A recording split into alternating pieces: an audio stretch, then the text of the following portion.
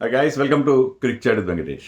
Olympics మీద కూడా videos చేయమని మన వ్యూయర్స్ కొంతమంది అడుగుతున్నారు. కానీ సోఫార్ మన India's performance has been disappointing. అందుకే నేను చేయట్లేదు. చాలామంది 4th ప్లేస్లో వచ్చి ఆగిపోతున్నారు. ఇంకొక మెట్టు పైకి వెళ్తే మెడల్స్ వచ్చేవి. వాటెవర్, ఇంకా మనకి చాలా హోప్స్ ఉన్నాయి. ఈరోజు నీరజ్ చోప్రా ఈవెంట్ కూడా ఉంది. సో ఈవెంట్ అంటే ఈరోజు క్వాలిఫికేషన్ ఉంది. సో చేస్తాను, వీడియోస్ చేస్తాను. మనకి ఖచ్చితంగా కొన్ని మెడల్స్ వస్తాయి. మెడల్స్ రాకపోయినా చేస్తాను, ఎందుకు రాలేదు అని కూడా చేస్తాను. సో ఇప్పుడైతే చేయడానికి నాకేమీ కనిపించట్లేదు. ఈ పర్టికులర్ వీడియో ఎందుకు చేస్తున్నానంటే ఇదేదో మసాలా ఇష్యూ అని కాదు. మసాలా ఇష్యూ కానే కాదు. ఇది చాలా సీరియస్ ఇష్యూ. ఇది ఎక్కువ మంది చూస్తారన్న నమ్మకం కూడా లేదు నాకు. కానీ ఈ సీరియస్ ఇష్యూని ఎందుకు మీ ముందుకు తీసుకురావాలనుకున్నానంటే, మనకు పర్సెప్షన్ ఒకటి ఉంటుంది, రియాలిటీ ఒకటి ఉంటుంది. మన ఊహ ఒకటి ఉంటుంది, మనం అనుకునేది ఒకటి ఉంటుంది. మనం ఏదో అనుకుంటాం, కానీ వాస్తవం వేరే ఉంటుంది. మీరు ఏదైనా ఇష్యూ మీ ముందుకు వచ్చినప్పుడు ఇమీడియట్గా మీకు రియాక్షన్ వస్తుంది. ఆ reaction might not be always correct. మీరు కొద్దిగా దాన్ని కూల్గా ఆలోచించి కొద్దిగా ఇష్యూని కొంచెం డీప్గా వెళ్ళి చూస్తే మీకు వాస్తవం బయటపడుతుంది. ఈ ఇష్యూలో నాకు పర్టికులర్గా అదే జరిగింది. ఈ ఇష్యూ మీకు తెలిసే ఉంటుంది, సోషల్ మీడియాలో వాటిలో మీరు చూసే ఉంటారు. అదేంటంటే, ఇద్దరు బయలాజికల్ మేల్స్, వాళ్ళు మేల్స్ కానీ ఉమెన్స్ ఈవెంట్లో ఇద్దరు మేల్ బాక్సర్స్ వచ్చేసారు. వాళ్ళు పార్టిసిపేట్ చేస్తున్నా సరే ఐఓసి ఎవరైతే ఒలింపిక్స్ కండక్ట్ చేస్తున్నారో, ఇంటర్నేషనల్ ఒలింపిక్ కమిటీ, వాళ్ళు ఎలో చేస్తున్నారు. వాళ్ళని బ్యాన్ చేయలేదు. ఇది సోషల్ మీడియాలో జరుగుతున్న వ్యవహారం. మీరు ఆ ఫోటో కూడా చూస్తుంటారు. నేను తమ్నైల్ మీద పెట్టిన ఫోటో. ఆ తమ్నైల్ మీద ఉన్న బాక్సర్ పేరు ఇమేన్ ఖలీఫ్. ఆమె అల్జీరియాకి చెందిన బాక్సర్. కెరీనీ అనే ఒక ఇటాలియన్ బాక్సర్తో ఒక బౌట్ జరిగింది. ఆ బౌట్ 46 సెకండ్లోనే అయిపోయింది. ఎందుకంటే 2 పవర్ఫుల్ పంచెస్ ఖలీఫ్ ల్యాండ్ చేస్తే ఇటాలియన్ బాక్సర్ కెరీని కంటిన్యూ చేయలేకపోయింది. అది ఆల్మోస్ట్ నాకు టెక్నికల్ నాకౌట్ అనుకుంటా. సో ఆమె ఏడుస్తూ ఉన్న పిక్చర్ మీరు చూసింటారు. దాంట్లో ఆమె ఏం చెప్పిందంటే, నాకు ఎప్పుడు ఇంత పవర్ఫుల్ పంచెస్ నేను ఎప్పుడు ఫేస్ చేయలేదు. షీఈ్ ఎ మేల్, ఫీమేల్ కాదు ఆమె, మేల్. ఆమె ఇది టోటలీ రాంగ్ అని చెప్పి ఆమె షీఈ్ ఎ చీట్ అన్నట్టుగా మాట్లాడి అది బయటకు వచ్చింది. తర్వాత ఇటాలియన్ ప్రైమ్ మినిస్టర్ కూడా ఆమెకు సపోర్ట్ చేశారు. సో ఇలా చాలా వ్యవహారం. ఈవెన్ డొనాల్డ్ ట్రంప్ కూడా దీని మీద వ్యాఖ్యానించినట్టు నాకు ఏదో వస్తున్నాయి. I don't know how far they are true. But దీని మీద చాలా వివాదం చెలరేగింది. నేను కూడా అదే అనుకున్నాను. ఫస్ట్ ఏంటంటే, దీని మీద వచ్చినప్పుడు యాక్చువల్లీ ఈ ఇమేన్ ఖలీఫ్ని last year IBA, international boxing association, world body ఉంటుంది కదా, బాక్సింగ్ వరల్డ్ బాడీ, వాళ్ళు బ్యాన్ చేశారు లాస్ట్ ఇయర్. ఆమె మీద టెస్టులు జరిపాము. ఆమె టెస్ట్ ఫెయిల్ అయింది కాబట్టి, జెండర్ టెస్ట్ ఫెయిల్ అయింది కాబట్టి మేము బ్యాన్ చేశాము అని వాళ్ళు చెప్పారు. కానీ ఐఓసీ ఆ టెస్ట్ని రికగ్నైజ్ చేయట్లేదు. ఇన్ఫ్యాక్ట్ ఐబిఏనే వాళ్ళు డీరికగ్నైజ్ చేశారు, అది వేరే విషయం. సో అది ఐఓసీ రియాక్షన్ ఏంటంటే, మేము జెండర్ టెస్టులు చేయము. ఆమె పాస్పోర్ట్లో, ఇమేన్ ఖలీఫ్ పాస్పోర్ట్లో ఫీమేల్ అని ఉంది, అదే మా క్రైటీరియా. ఫీమేల్ అని ఉంది కాబట్టి ఫీమేల్. నాకు చాలా గమ్మత్తు అనిపించింది. ఎందుకంటే వాట్సాప్ గ్రూప్లో నాకు ముందు వ్యవహారం నా దృష్టికి వచ్చినప్పుడు నేను గార్డియన్ అని ఒక వెబ్సైట్ ఉంది, చాలా రిలయబుల్ బ్రిటిష్ న్యూస్ పేపర్. దాంట్లో చూస్తే ఐఓసీ రియాక్షన్ కనిపించింది. మేము పాస్పోర్ట్ చూస్తాం, పాస్పోర్ట్లో ఫీమేల్ ఉంటే ఫీమేల్ మా లెక్క. అంటే ఏంటి ఇంత క్యాజువల్గా, ఇంత ఇదిగా ఆర్బిటరీగా మాట్లాడుతున్నారు మీరు? How do you allow males to participate in female boxing అని చెప్పి నాకు ఐ ఫెల్ట్ అజిటేటెడ్. ఏంటి ఎలా చేస్తున్నారని అనిపించింది. కానీ అది పర్సెప్షన్ మాత్రమే. Not only she, there is another boxer, Chinese Taipei Li Yu Ting of pronunciation correct, Lin Yu Ting అని ఒక చైనీస్ టైపీ బాక్సర్ విషయంలో ఇదే జరిగింది. యాక్చువల్గా ఏంటంటే, ఇప్పుడు ఇద్దరు ఇమేన్ ఖలీఫ్ అండ్ లిన్ యూ టింగ్ వీళ్ళిద్దరి మీద బయాలజికల్ మేల్స్ ఫీమేల్ ఈవెంట్లో పార్టిసిపేట్ చేస్తానని ఎలిగేషన్స్ ఉన్నాయి. వీళ్ళిద్దరు కూడా ఇప్పుడు వాళ్ళు సెమీఫైనల్ చేరుకున్నారు. సెమీఫైనల్కి ఒకసారి చేరితే ఏంటంటే, మీరు సెమీఫైనల్ ఓడిపోయిన బాక్సింగ్లో లూజింగ్ సెమీఫైనల్ ఇద్దరికి మెడల్స్ ఇస్తారు. సో వాళ్ళిద్దరు మెడల్స్ గెలిచే అవకాశం ఉంది. సో మెడల్ బ్రాకెట్లోకి వెళ్ళిపోయారు ఇద్దరికి మెడల్స్ వస్తాయి. కానీ ఇది మెడల్స్ రావడం కరెక్టేనా అని మీరు యాజిటేటెడ్గా ఫీల్ కావచ్చు, నేను ఫీల్ అయ్యాను మొదట్లో. కానీ అది కరెక్ట్ కాదు. ఇన్ఫ్యాక్ట్ వీళ్ళిద్దరూ నిజంగా మేల్ పవర్కి ఫీమేల్ పవర్కి చాలా తేడా ఉంటుంది. అది అందరికీ తెలుసు. దాని గురించి ప్రత్యేకంగా మాకు మెడికల్ నాలెడ్జ్ ఉండాల్సిన అవసరం లేదు. కానీ వీళ్ళిద్దరూ ఓడిపోయారు గతంలో. ఫీమేల్ బాక్సర్స్ చేతిలో ఓడిపోయారు. వీళ్ళకి కంటిన్యూస్గా గెలిస్తే ఏమి రాలేదు.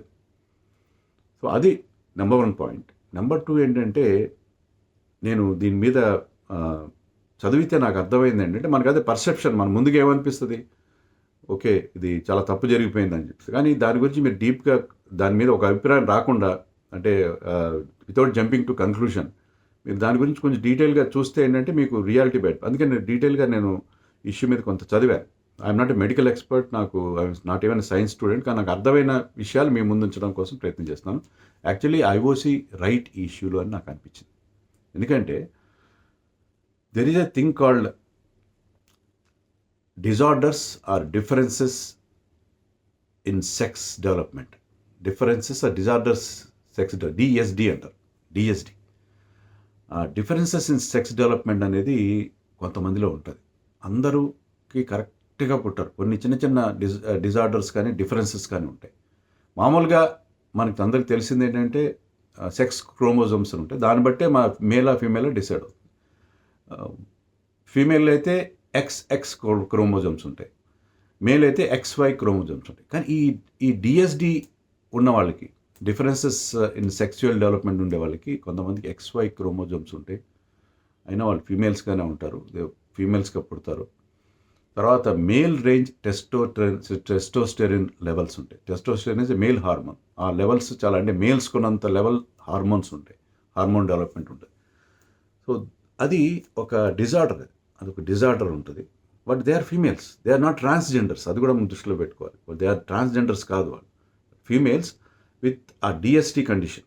ఆ డిఎస్డి కండిషన్తో ఉన్నారు కాబట్టి వాళ్ళు దే ఆర్ డిఫరెంట్. సో అలా ఉన్నవాళ్ళు దే ఆర్ ఫీమేల్స్. మరి వాళ్ళని టెస్ట్ చేయాలా? ఇక టెస్ట్ గురించి కూడా నేను చూసింది ఏంటంటే, ఈ మెడికల్ టెస్ట్ ఇన్యాక్యురేట్, అవి మీకు ఖచ్చితంగా ఏం చెప్పలేవు. రెండోది దే ఆర్ ఎథికలీ ఫ్లాడ్. అది నైతికంగా కరెక్ట్ కాదు ఈ టెస్టులు చేయడం అనేది. అది జెండర్ అనే మాట sociological issue. Gender is sociological, sex is biological. Biology సంబంధించి సెక్స్, జెండర్ అనేది సోషల్. కానీ నేను హెడ్డింగ్లో కూడా జెండర్ అని పెట్టాను. యాక్చువల్గా ఇక్కడ జరుగుతున్న వివాదం అంతా సెక్స్ సంబంధించిన వివాదం, not gender. But what ever, ఇలా టెస్ట్లు చేయడం అనేది, ఆ జెండర్ టెస్ట్ అనేది కరెక్ట్ కాదు. ఈవెన్ ఐబీఏ వాళ్ళు టెస్ట్ చేశాము ఇమ్రాన్ ఖలీఫ్ మీద అంటున్నారు, కానీ వాళ్ళు ఏం టెస్ట్ చేశారో చెప్పట్లేదు. వాళ్ళు టెస్టోస్టెరిన్ లెవెల్స్ టెస్ట్ చేయలేదంట.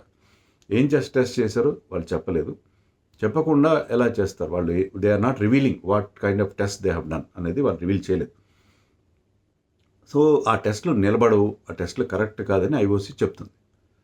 సో ఆ టెస్టులు చేయడం కరెక్ట్ కాదు. గతంలో మీకు గుర్తుంటే ఒక 5000 metre runner from South Africa, Caster Semenya అని ఒక కేసు గతంలో చాలా సంవత్సరాల క్రితం వచ్చింది ఆ కేసు. ఆమె విషయంలో ఇదే ఇష్యూ రైజ్ అయింది. ఆమె కూడా చాలా షీజ్ ఎ మేల్ అని వాళ్ళు కొంతమంది క్వశ్చన్ చేయడం జరిగింది. ఆమెలో కూడా ఈ మేల్ రేంజ్ టెస్టోస్టెరాన్ లెవెల్స్ ఉన్నాయి. కోర్టు ఏం చెప్పిందంటే, నువ్వు కంపీట్ చేయాలంటే నువ్వు ఏదైనా మెడిసిన్స్ తీసుకొని నీ ఆ టెస్టోస్టెరాన్ లెవెల్స్ తగ్గించుకోవాలి. టెస్టోస్టెరాన్ ఎక్కువగా ఉంటే మీకు ఎక్కువ పవర్ వస్తుంది. అదే మెయిన్లీ నాకు తెలిసినంత వరకు మగవారికి ఉన్న ఎడిషనల్ పవర్కి, అంటే ఆ మసిల్ పవర్కి తేడా.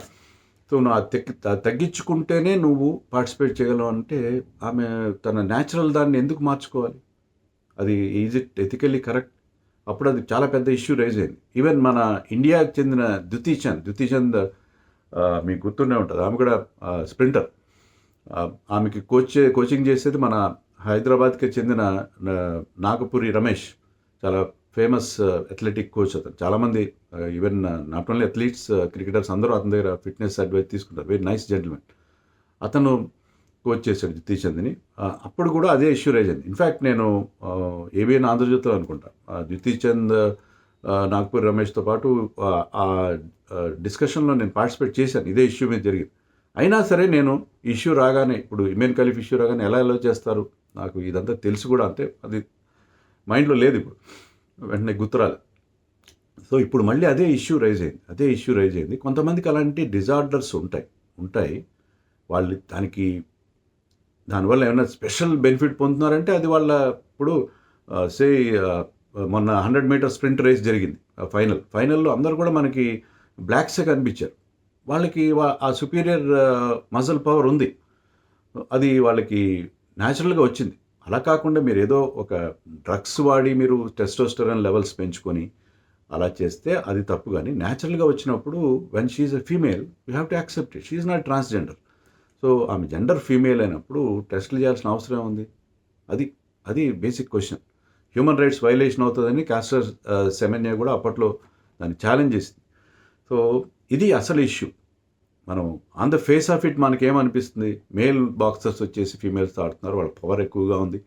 ఇక్కడ లెవెల్ ప్లేయింగ్ ఫీల్డ్ లేదని చెప్పి మనం బాధపడిపోతాం. ఓహ్! అయ్యో! అని 2 కన్నీళ్లు కూడా కార్చేస్తాం. కానీ యాక్చువల్‌గా అది వాళ్ళ తప్పు కాదు. అది వాళ్ళ ప్రకృతి వాళ్ళకి ఇచ్చిన వరమో లేకపోతే శాపమో. శాపం కావచ్చు, వరం కావచ్చు. ఆ శాపాన్ని వరంగా మార్చుకొని ఉండొచ్చు. నేను ఇంతకుముందు కూడా డిజేబుల్డ్ లేకపోతే స్పెషల్ ఏబుల్డ్ పీపుల్ గురించి చెప్పినట్టు చెప్పాను. మన బిఎస్ చంద్రశేఖర్ అని మన లెగ్ స్పిన్నర్ ఒక అతను ఉండేవాడు గతంలో 70స్‌లో. అతనికి పోలియో ఎఫెక్టెడ్ రైట్ ఆర్మ్ ఉండేది. ఆ పోలియో రైట్ ఆర్మ్ చాలా సన్నగా ఉండేది. కానీ అతను దాన్ని ఒక శాపాన్ని వరంగా మార్చుకుని దాని ద్వారా బాల్ని క్విక్‌గా వేయడం, బాగా ఎక్కువ టర్న్ చేయడానికి అది ఉపయోగపడేది అతని. సో, శాపాన్ని వరంగా మార్చుకుని అలాగే వీళ్ళకి అది శాపమో వరమో తెలీదు. XY క్రోమోజోమ్స్ 2 ఉన్నాయి. వాళ్ళకి టెస్టోస్టెరాన్ లెవెల్స్ ఎక్కువగా ఉన్నాయి. సో, న్యాచురల్‌గా వచ్చిన దాన్ని వాళ్ళు వాళ్ళు ఫీమేల్స్, బోర్న్ ఫీమేల్స్, వాళ్ళు ఫీమేల్స్‌గా ఉన్నారు. వాళ్ళ మీద టెస్టులు ఎందుకు చేయాలి? వాళ్ళని అలో చేయాలి. అందుకే ఐఓసీ అలో చేసింది. వాళ్ళు మెడల్స్ వస్తాయి. సో, మన పర్సెప్షన్ ఏమో రాంగ్ అనిపించింది. కానీ రియాలిటీ చూస్తే తప్పేం లేదు. అది వాళ్ళు ఏదో తెచ్చిపెట్టుకున్నది కాదు. వాళ్ళకి ప్రకృతి సిద్ధంగా వచ్చిన ఒక కండిషన్. ఆ కండిషన్ మనం రెస్పెక్ట్ చేయాలి. వాళ్ళు ఫీమేల్స్ కాబట్టి ఫీమేల్స్ దాంట్లో పార్టిసిపేట్ చేయనివారు అని నా అభిప్రాయం. సో, వాళ్ళిద్దరు మెడల్స్ రావడంలో ఎలాంటి ఇబ్బంది లేదని నేను అనుకుంటున్నాను. మరి ఈ విషయంలో మీరు గనక ఇష్యూ ఫాలో అవ్వకుండా కామెంట్ చేయకండి. ఎందుకంటే ఫాలో అవ్వాలి. ఫాలో అయితే కామెంట్ చేయండి. సంతోషిస్తాను.